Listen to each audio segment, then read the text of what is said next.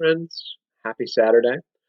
Sorry, my eyes are half closed. Staying in this house all day has made me realize just how much cat hair I have allowed to accumulate and how bad my allergies are as a result. I haven't done this in a little while, so tomorrow's agenda involves a lot of vacuuming. Had a really nice Saturday. Very relaxing after a lot of straight days of work.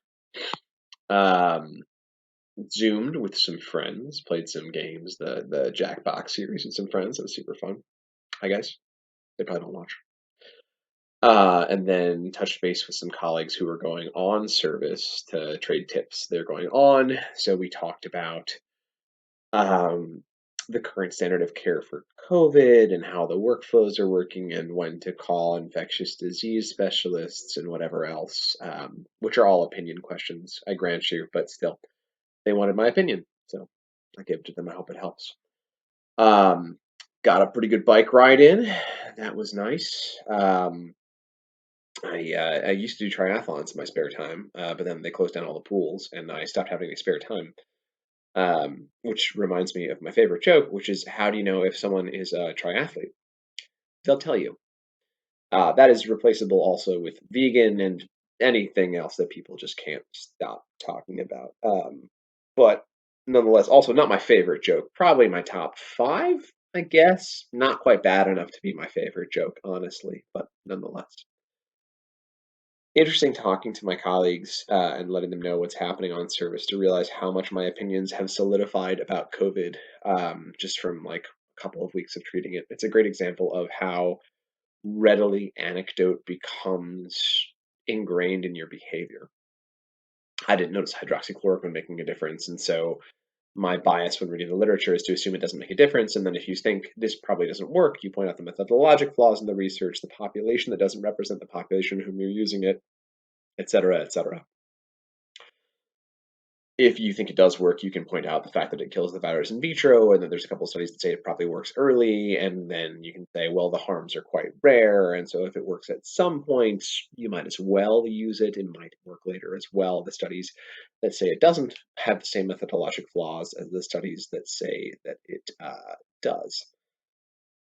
Great example of how prevalent cognitive bias is in the practice of medicine. Uh, Never go to a doctor that thinks they know what they're doing. That's my advice. Let me rephrase that. All doctors should think they know what they're doing, but never go to a doctor who thinks he understands medicine uh, in a way that implies certainty. Practice of medicine is gaining comfort with uncertainty and understanding exactly what you don't know. When you can draw a line around the knowledge that you don't have, that's when you start to understand the knowledge that you do have, and that's medicine, effectively.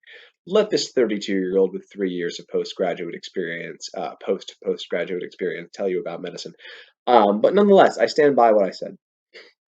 My dad always said, "I don't care how bad a guy's bedside manner is. I just want him to know what he's doing. Best doctor, even if he's a jerk."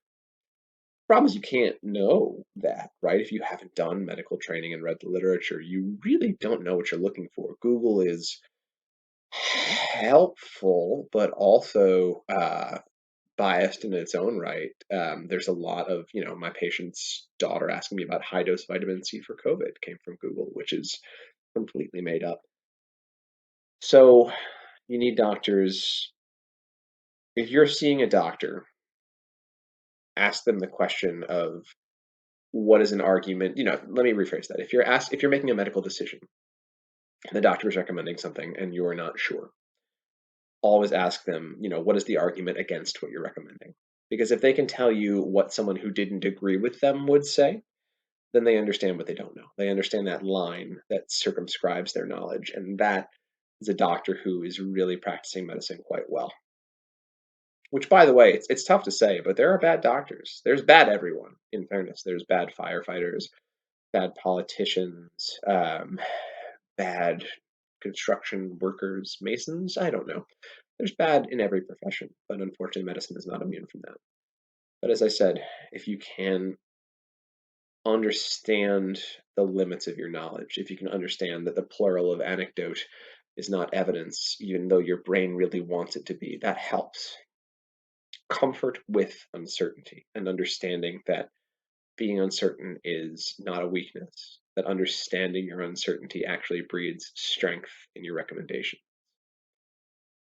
Wow, I thought I was mostly going to talk about my day off, but instead I mostly talked about cognitive bias in medicine and what it is to know a fact when practicing medicine. So, again, very philosophical.